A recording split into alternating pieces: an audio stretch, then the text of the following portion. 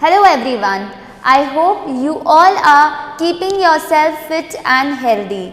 I, Ms. Kunjan Daswani from Shiv Jyoti Educational Group Kota, welcome you all to your e-learning classes of English text, and today we will be doing a chapter of your Gulmohar reader, that is chapter 9, Dusk, which is given on page number 89. So you can open your books to page number 89 and keep your pencils ready because we will be marking the internal questions too.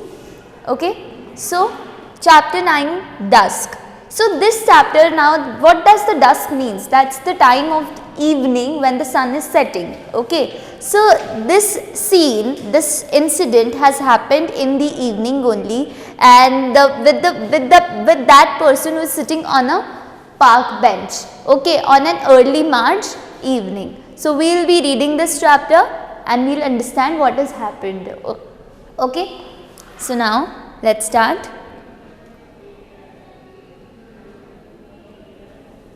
Norman Godsby sat on a park bench on an early March evening. It was 30 minutes past 6 and dusk had fallen heavily. The roads and sidewalks wore a look of emptiness, occupied only by silent figures that moved through the half-light or sat quietly on chairs and benches so that they melted into the shadows in which they sat.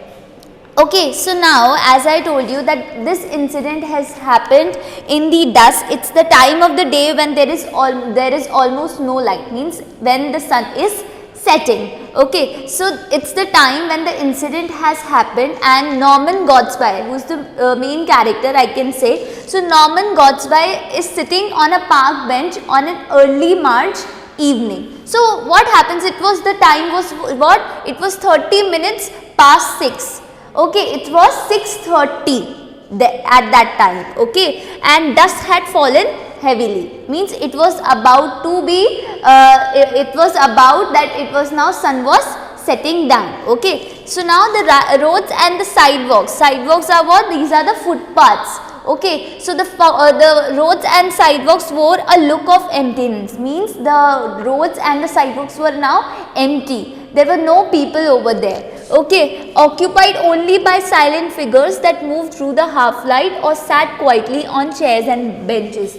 And as he was sitting in a park bench, so he is describing that way, that there were only silent figures were there. There were only people who were quietly sitting on chairs and benches. Okay, so that they melted into the shadows in which they sat. So they sat so still in the darkness that one couldn't see them. They were sitting very quietly that even nobody could see anything. Okay, so dusk to Godsby's mind was the hour of the defeated. He sympathized with them, men and women who fought and lost in life's battle, who came forth in the gloomy hour of dusk, when their shabby clothes and unhappy eyes might pass unnoticed. So dusk is what? It's the hour of the defeated. It's the time of those defeated people, like of those men and women who have fought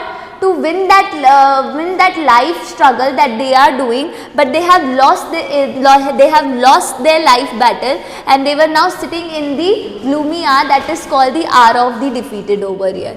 Okay, and they were having shabby clothes, that means the clothes which are very old and are not being cared of. Okay, so these are what? These are shabby clothes. They are wearing shabby clothes, and their unhappy eyes can be seen as nobody noticed them, nobody cared for them. Okay, and just beyond, on the other side of where he sat, were rows of windows from which shone bright lights that cut through the darkness of the evening, forcing it away. To Godsby's mind, it seemed that these brilliant lights marked the abodes of those people who had never had to admit defeat through life's struggles. Thus did Godsby's mind imagine these things as he sat on that bench in the near deserted sidewalk. So now, and just beyond what? Now he first of all he is describing the one side of what he can see, and then while he is seeing on the other side, he saw that there were rows of windows, there were the rows of windows from which the bright lights were coming. There were buildings from which the lights were coming out. Okay, so that were forcing the darkness to go away. Okay, so to Godspie's mind, it seemed that these brilliant lights marked the abodes of those people who had never had to admit defeat through life's struggle. So now, what is according to Godspie, what it seems like was the bright lights have been marked as the places or residence of those people who had not even faced they haven't faced any kind of defeat in their life struggle. Okay, so thus did Godspie's mind imagine these things as he sat on that bench in the near deserted sidewalk. Now these were the things that he was imagining while he was sitting on the park bench on an early March evening. Now on the bench by his side sat an elderly gentleman with drooping shoulders, but there was certain daring in his face. His clothes were not shabby, but one would not expect him to wear a carnation in his buttonhole.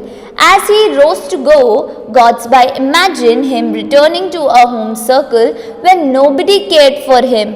He got up and walked away. So now what happens was, on the bench by his side, a bench was there by his side. There came an elderly gentleman. An old man came with drooping shoulders. What is drooping shoulders? That's an old man was there and the shoulders were bending down. Okay, so but there was a certain daring in his face. His clothes were not shabby. His clothes were not so old or so poor or so dirty or untidy. But one would not expect him to wear a carnation in his buttonhole. So this carnation it's a type of a flower that was pinned over here on the buttonhole over there. Okay, and it's the fashion of 19th and 20th century. Okay. So as he rose to go, rose to go, Godspie just imagined him returning to a home circle. He was imagining that now he is going to his family or friends where nobody used to care for him. Okay, and he got up, and that man just got up and then he walked away. Now what happens? His figure vanished slowly into the shadows. His place on the bench was soon taken by a young man, fairly well dressed, but with a sour look on his face. He uttered an angry grunt as he flung himself into the seat. So now what happens? His figure vanished slowly. Now the elderly man now was not seen into the side. Okay, now he was gone. Now his place was now being taken by a young man who was fairly very well dressed. Okay, so by his appearance, he was a very young man and he was fairly well dressed, but he was having a sour look on his face, a disappointed expression that we have. Okay, so that was the expression of that young man who was fairly well dressed. So he uttered an angry grunt as he flung himself into the seat. Now that time what happened, he just when he just sat on the seat, he just have a angry sound that he made, just gesture to show that he is angry. Okay, so that is what he did while he was sitting on the bench. Now here in the third para, you need to mark your first internal question, that is, who came to sit beside Godspie after the elderly man left?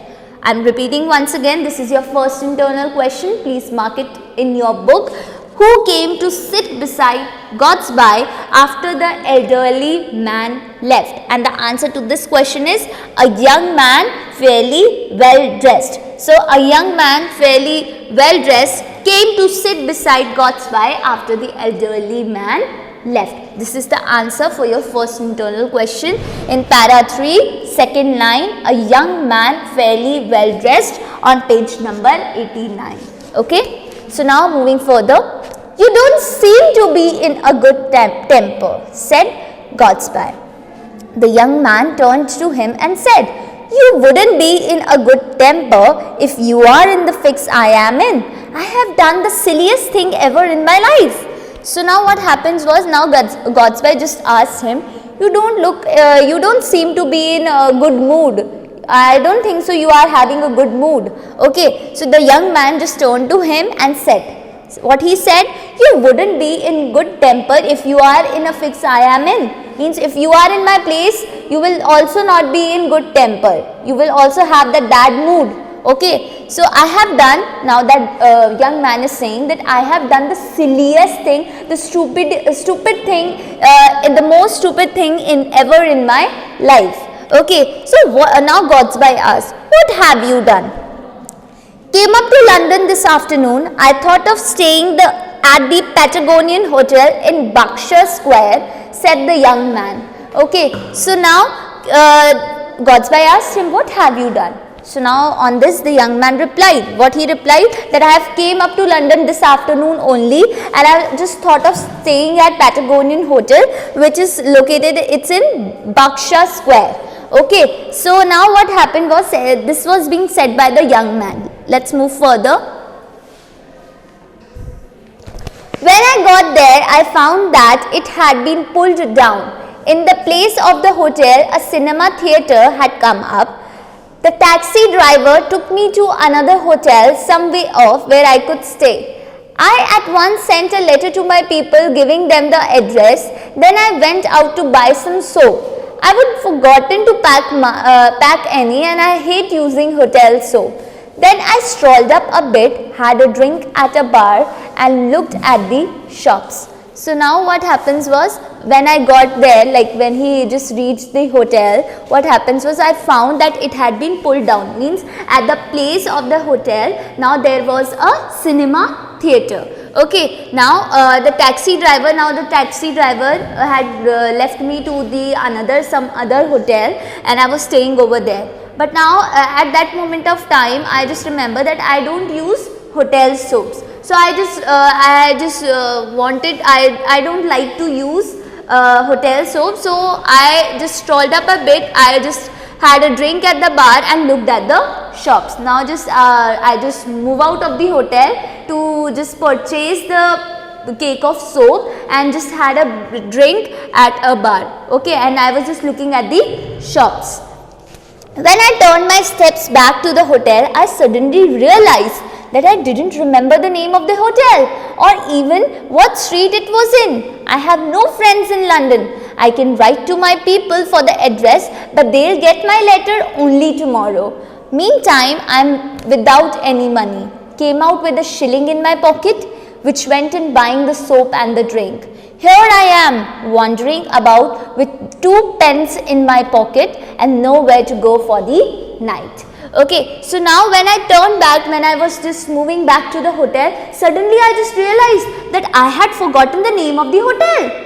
Okay, so he doesn't remember the name of the hotel. So, and he don't even remember that on which street that hotel was. Okay, so I just now know that I have no friends in London, and my friends, I have written to my people. Now they will get the letter, they will get the address of mine by tomorrow only. Okay, so till tomorrow, meantime, I am without any money. I am not having any money, and I just came with a shilling in my pocket. What is shilling, beta? It's a kind of a unit of money. That's like we have rupees. Oh, in India, we use rupee as our currency. Like over there was a shilling. It's a unit of money which was used in Britain. Okay, so now he just came out with a shilling in my pocket, which went in buying. Now with the shilling he had purchased a drink and he had bought the cake of soap. So now he was just wondering, now he was just roaming around the places with just 2 pence in his pocket. Okay, and he was not having any place to go to spend his night. Okay, so here now in para 8 you need to mark your second internal question, which is how much money the young man had when he left the hotel. Okay, so this is your second internal question. You need to mark your second internal question, which is how much money the young man had when he left the hotel. So how much money he was having? A shilling. So this is the answer in para 8, line 5 on page number 90. Okay. So question second, I am once again repeating. Please write it in your book. How much money the young man had when he left the hotel? Okay, and the answer is a shilling. Now moving further, the story was followed by a long eloquent pause. I suppose you think I have spun you an impossible yarn, he said. Not at all impossible, said Godsby. I remember doing a similar thing in a foreign capital. So now the story was followed by a long eloquent pause. It's now the story was going on. It was followed by, there was a long silence. It was just a long pause being given. Okay. Now what happens? I suppose you think, now that person, the young man said to Godsby. So I suppose you think I have told you an unbelievable story. Okay, that means I have spun you an impossible yarn. I suppose you are thinking that my story is just impossible. I am just making up some story for you to just believe me, okay, to sympathize with me. Okay. So now said Godsby, what on this Godsby replied that not at all impossible. It's not that impossible. It's not that unbelievable story. I remember doing a similar thing in a foreign capital. I also remember that I have done this thing in the foreign capital. And what was that? Let's read.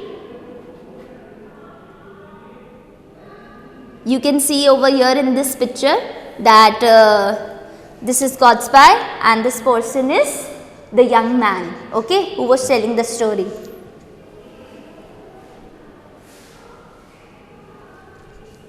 So, I remember doing a similar thing in a foreign capital, but on that occasion there were two of us. We remembered luckily that the hotel was on a smaller canal, and after some search, when we found the canal, we found the hotel. So now this was what? This was the reaction. This has happened with Godsby, that he was telling that I also have done the same thing when I was in a foreign capital, but this thing that was different, that we two were there, we two friends were there together, and we remembered luckily we just remembered that there was a smaller canal, okay, there was a small canal after the hotel was there, where the hotel was there, and after some search we found the canal, that, and then we, after by finding the hotel, we just found the canal and we just then found the hotel too. In a foreign city, it wouldn't be difficult. I could go to the consul and get help from him. Here, unless I find a decent chap who would believe my story and lend me some money, I'll have to spend the night perhaps on the embankment. Now what happens was, in a foreign city, it wouldn't be difficult. In a foreign city, it is not that much difficult, because I can go to the consul. Consul, it's an official sent by the government of a foreign country who helps or protects the people of that consul's country. Okay, so consul's country. So this is an official. Okay, this is an official being sent to the foreign country by the government of that consul's country. Okay, so now unless I would find a decent person who would help me out and lend me some money, okay, so I'll have to, otherwise I have to spend my night on the embankments. What is embankment? It's an area on the bank of the river Thames. Okay, so it's we can say it's the bank of the river where people could sleep around. Okay, so it is otherwise I have to spend the nights on the embankment. Have you got the soap with you? Godsby asked. So Godsby was also believing that he is very cunning. Okay, so Godsby asked, have you got the soap with you? The soap which you just left the hotel, for which you have left the hotel. Are you having that cake of soap with you? So now the young man at once sat forward. Okay, felt rapidly in the pockets of the overcoat. Now he just started checking his pockets. Okay, he was just checking his pockets of the overcoat, then jumped to his feet. Okay, then saw on the ground too. But and then he said, I must have lost it, he muttered angrily. So now this line was said in a low voice, but he was very angry that time. Okay, he said it in a low voice, that I must have lost that cake of soap. Godspy said, the weak point in your story is that you are unable to produce the soap. To lose a hotel and a cake of soap on one afternoon suggests willful carelessness. Okay, so now the weak point of your story is what? The weakest point in your story is that you are unable to produce the soap for which you have left the hotel. You are not having that soap only. Okay, to lose a hotel, now you don't remember the name of your hotel and you have lost the cake of soap too. Okay, so this suggests what? That you are actually very careless, and this is the deliberate, this is being done, this carelessness has been done deliberately. Okay, ये जो गलती तुमने करी है ये जानबूझकर करी है. Okay, now moving further. When the young man heard this remark, he hurried away from the path, his head held high. Okay, when the young man heard this thing, he just walked away from there. Okay, it was a pity, Godspy thought with a smile. The going to get one's own soap. Okay, so it was just that it's a pity. Oh my God. Now that the going to get one's own soap was the one convincing touch in the whole story, and yet it was just that little detail which didn't help him. If he had been clever enough to provide himself with a cake of soap wrapped and sealed at the chemist counter, he would have been a genius in his profession. So he thought that somehow that person is not telling a true story. And he suggests that if that person had been clever enough that he must have provided himself with that cake of soap, then I must have believed the story, because only one convincing part of this story was that if he was having that cake of soap with him. But as we can see that it was not there, isn't it? And he said that if he had that cake of soap with him, he would be genius in his profession. Okay, so now with this thought, Godspy got up to go, and as he did so, he let out an exclamation of surprise and sympathy. Okay, lying on the ground under the bench was a small oval package wrapped and sealed. It was a cake of soap. It must have fallen out of the young man's overcoat pocket when he flung himself down on the seat. Okay, so now what happens was, with this thought, now just Godspy also got up to go back, and suddenly he just saw his expression just changed. He was surprised and sympathized too. Why? What has happened? Okay. Actually, he had found the cake of soap which was lying under the bench, and it was the small oval packet wrapped and sealed. And what was that? It was a cake of soap. It has been, he just thought that it must have fallen out when the young man was sitting himself with, actually was very angry when he came up in the starting, as I told you. Okay, so when he flung himself down on the seat, on the bench, that soap must have fallen from his overcoat. Okay, so the next moment Godspy was running along the dust-covered path in anxious search for a youthful figure in a light overcoat. He nearly gave up the search when he caught sight of him standing on the border of the carriage drive. Godspy hailed him. So now what happened? The next moment Godspy was running along the dust covered. Now the next moment was that, or now he was searching for that man.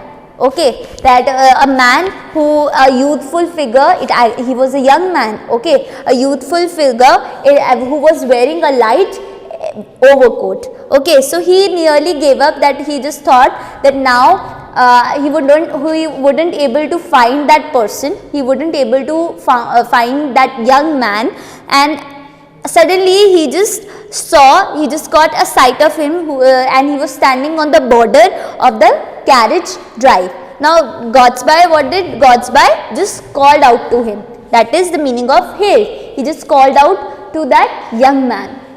Before that, you need to mark your next internal question. That is, where did Norman Gatsby find the cake of soap? Okay, this is your internal question 3. You need to write the question over here. You can write the question over here, and the answer to this question is he found the cake of soap lying on the ground under the bench. Okay, para number 17, you will find this answer on page number 92. Okay, so over here in the second line it is starting lying on the ground under the bench. This is the answer for your internal question 3. Okay, now moving further.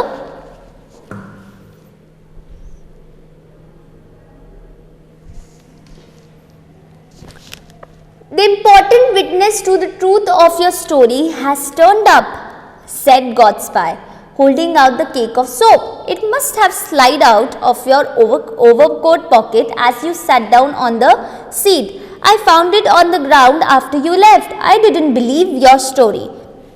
So just before that, now what was being, as he called out the young man, he just said, now the important witness, the most convincing part of his story was that cake of soap, and which had been found out by Gatsby. Now he said the most important witness or to the truth of your story, जो तुम्हारी story को सच्चा बताता है, वो अब आ चुका है, that is the cake of soap. Okay, it must have been fallen out from your overcoat pocket when you were sitting down, on the seat. So I have found it on the ground after you left, and I didn't first, now he was explaining his point, that I didn't believe your story. You must excuse me for that. Okay, I didn't believe your story. I am sorry, I didn't believe your story in this beginning. But the appearance of the soap changed everything, and now my doubts are gone. If the loan of a sovereign is any good for you. So now what happens was, but now first I was not believing your story, but now by seeing this cake of soap, my mind has been changed. It has changed everything, and now my doubts are gone. Whatever doubts I was having, now that doubts are gone. Okay, this line was said by whom? Gatsby. Okay, so if the loan of a sovereign, it's a kind of a old British coin which was worth of rupees, which was worth of £1. Okay, so it was he was granting him loan of a sovereign. Okay, so now the young man took the coin and hastily pocketed it. Okay, so now what he did was, he just took the coin from him and जल्दी से उसने क्या किया, अपनी pocket में डाल दिया. Okay, now here's my card with the address, continued Gatsby. Any day this week you can return the money, and here is the soap. Don't lose it again. It's been a good friend to you. Okay, so now what he said was, here's my card with the address being written of mine. Okay, and now you any day this week you can return me the money back. Okay, you can return me the money, and here's the soap. Please don't lose it again, because it is the person who has helped you who has helped you, who has been a friend to you. Okay, actually because of that soap only Gatsby has given him, has lended him some money. Okay. So luckily you found it, said the young man, and bluttering out a word or two of thanks, he fled. Okay, without even thinking, he just said, luckily you found it, and he just thanked him, and he was now gone. Poor boy, he nearly broke down, said Gatsby to himself. Now he said, oh, poor boy, poor chap he was. Now he just nearly collapsed. Okay, as Gatsby retraced his steps past the seat where the drama had taken place, he found an elderly gentleman poking the ground with his stick beneath the seat, and realized that it was his earlier fellow occupant. Okay, so now as Gatsby was going back, he just retraced, he was walked back the same way he had came from. Okay, he just saw that where all this drama had been taken place, there was an elderly man, there was an old man who was poking on the ground. He was looking on the ground with a stick in his hand. He was having a stick in his hand and he was just poking on the ground. He was searching for something. Okay, so now what happens? He realized that it was, and now after seeing that incident, he just realized that it was that person only who was sitting in the starting. Okay, he was that old man who was sitting before that young man came. Okay, so now Godsbai asked, "Have you lost anything, sir?" So Godsbai asked to that old man, that, "Have you lost anything, sir? आप क्या कुछ ढूंढ रहे हैं? आपका कुछ क्या गुम गया है?" So now that person what replied, "Yes, sir, a cake of soap." Now you can see over here that the old man over here is searching with a stick in his hand, and what he was searching for? He was searching for a cake of soap. Okay, so this was the chapter where Godsbai now had trusted a wrong person. He had sympathized with the wrong person, because actually the most convincing part of that young man's story was a cake of soap, and that young man must be lucky enough that he had Godsbai had found a cake of soap that belongs to that old man, and he just thought that cake of soap belongs to that young man. Okay, now this was which must be fallen from his pocket, from his overcoat pocket. So now this was the chapter. I hope you have understood it. Please do the question and answers and mark the internal questions too in your book, and you have to write it in your rough copy as well. And please do the question and answers. I hope you have understood it. Stay fit, stay at your home. Thank you.